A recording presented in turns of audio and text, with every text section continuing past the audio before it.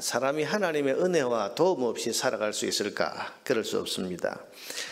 그 삶에 하나님을 의지하지도 인정하지도 않는 사람이 겉으로 보면 아주 대단한 것 같고 또 똑똑한 것 같지만은 결국은 한계와 허점에 부딪혀서 넘어지고 망하고 맙니다.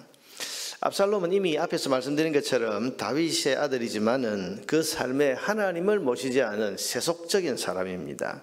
그래서 순전히 자기 힘, 자기 머리, 그리고 자기 세력만을 믿고 자기 야망만을 위해 살아가는 사람이 이 압살롬이라고 할 수 있습니다. 우리가 앞에 보았던 것처럼 그 삶에 하나님을 모신 흔적이 없습니다.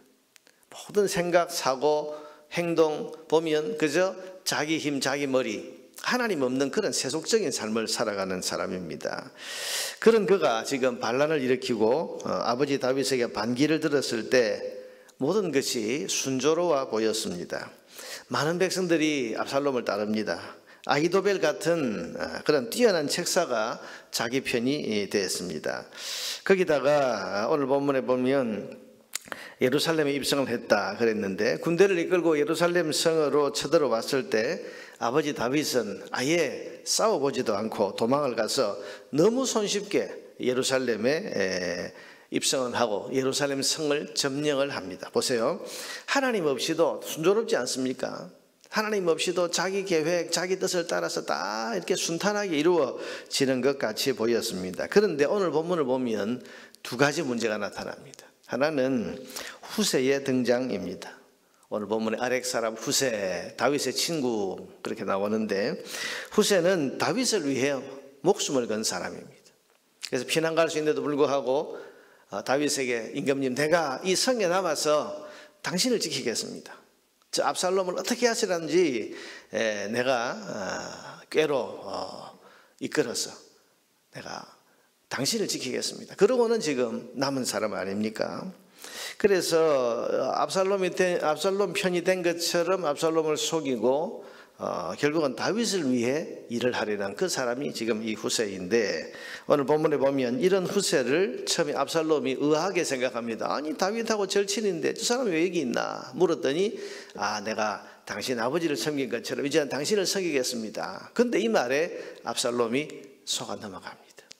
그래서 이 후세를 그저 자기 편이 된 줄 알고 그렇게 지금 내일도 보면 이 후세의 그 지혜를 굉장히 중요하게 생각하거든요. 그러니까 지금 자기 편이 돼요. 속는 거죠. 여러분 이것이 나중에 압살롬이 망하는 결정적인 것이 됩니다. 여러분 아무리 압살롬이 똑똑한 것처럼 보여도 결국은 이런 허점 하나에 무너지는 겁니다. 여러분 이게 인생입니다. 잘 나가는 것 같고 자기 뜻대로 자기 의지대로 하나님 없이도 잘 사는 것 같은데 작은 허점 하나에 무너지는 것이 하나님 없는 인생의 한계라고 할 수 있습니다. 둘째는 오늘 본문에 보면 아히도벨의 사악한 계책을 따르는 것이 또 이제 이 압살롬의 문제입니다. 20절 이하에 보면 이 아히도벨은 압살롬에게 이제 예루살렘 성을 점령했으니 당신이 할 일은 이겁니다 하고 뭐라고 말합니까? 아버지 다윗의 후궁들과 동침을 하시오라고 하는 아주 폐역적인 계책을 내놓습니다.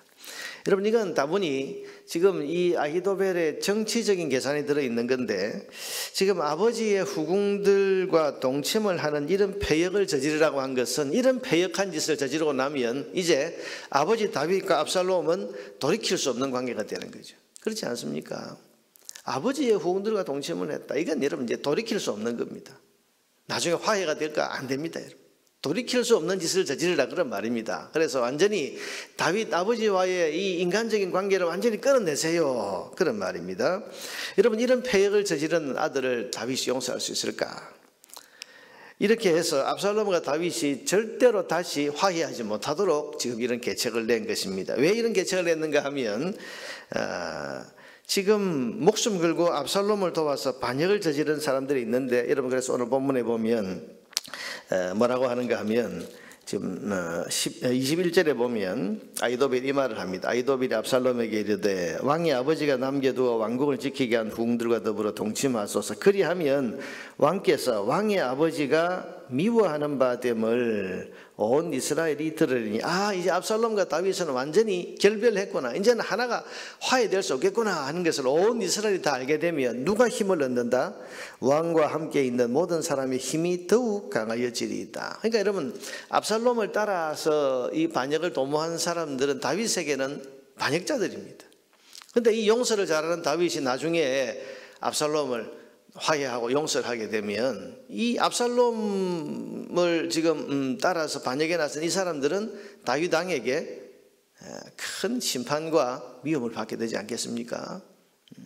지금 두 사람 적이 된 줄 알고 한쪽 편을 들었는데 두 사람이 나중에 친구가 되면 이 사람들은 어떻게 되겠습니까? 그러니 왕을 반역한 자로 자기들은 나중에 큰 낭패를 당하게 될 겁니다. 그러니 아예 패역한 짓을 저질러서 다시는 아버지와 아들이 화해하지 못하도록 지금 그래서 돌이킬 수 없는 패역을 저지르라, 지금 그렇게 지금 말하고 있는 겁니다. 여러분, 이건 세상적인 또 정치적인, 세상 정치적으로는 이런 계산이 그럴듯할 수 있지만은 이 계책은 어떤 계책입니까?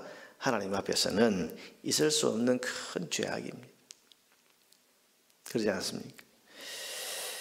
자, 여러분, 하나님 없는 압살롬에게 하나님 없는 아히도벨이 붙어 있으니까 나오는 것이 뭡니까? 하나님이 미워하시는 가정스러운 계책밖에 없는 것입니다. 사랑하는 성도 여러분, 이런 압살롬이 성공할 수 있을까요?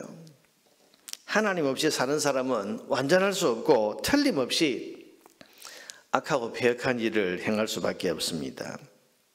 괜찮은 것처럼 보이고 정당한 것처럼 순조로운 것처럼 보여도 작은 허점 하나에 무너지게 되는 거고, 그리고 결국은 하나님 없이 사는 인생은 거기서 나오는 것이 죄와 악이기 때문에 또 하나님의 심판을 받을 수밖에 없어요. 그러니 하나님 없이 사는 사람은 잘 나가는 것처럼 보여도 결국은 망하고 실패하게 되는 것입니다. 여러분, 압살롬은 하나님 없이 사는 세속적인 사람의 가는 길을 우리에게 너무도 잘 보여주고 있습니다. 하나님 없이 사는 이런 압살롬은 뛰어난 사람입니다. 외모가 출중하고 그리고 사람들을 끌어모을 만큼 인간적인 매력도 있고 지도력도 있고 다 갖추었습니다. 아히도벨이라고 하는 가장 최고의 책사도 갖추고 이 정도면 다 돼야 됩니다. 그런데 작은 허점 하나에 무너지고 결국은 죄와 악을 저지르다가 망하게 된다. 그러니 하나님 없이 사는 세속적인 사람은 결국은 완전해 보여도 망한다. 하나님을 알지도 인정하지도 않는 사람의 결말을 우리는 압살롬을 통해서 분명하게 볼 수 있는 겁니다. 여러분, 하나님을 인정하고 사는 저와 여러분 되기를 바랍니다. 매사에 하나님을 인정하고 하나님께 묻고 하나님과 더불어 동행하는 삶을 살아가야 합니다. 하나님과 동행하는 삶이 때로는 힘들어 보이고 번거롭게 보이고 하나님과 동행한다는 것이 또 내 삶의 자유를 가로막는 것처럼 그렇게 느껴질 수 있지만, 그러나 하나님이 주인이시고 그 하나님 중심으로 하나님을 인정하고 하나님을 의지하고 사는 인생이 결국은 자신의 한계와 약점과 죄악을 다스리시고 그 모든 것을 뛰어넘게 하시는 하나님의 은혜로 말미암아 온전하게 되는 겁니다. 여러분, 그래서 우리가 범사에 하나님을 인정하라. 그리하면 그가 내 길을 지도하시리라 말씀하신 대로 범사에 하나님을 인정하는 것. 전능하신 하나님께서 범사에 하나님을 인정하는 사람의 삶을 도우시고 인도하신다고 했습니다. 범사에 하나님을 인정하고 사는 우리 모두가 되기를 주의 이름으로 축원합니다.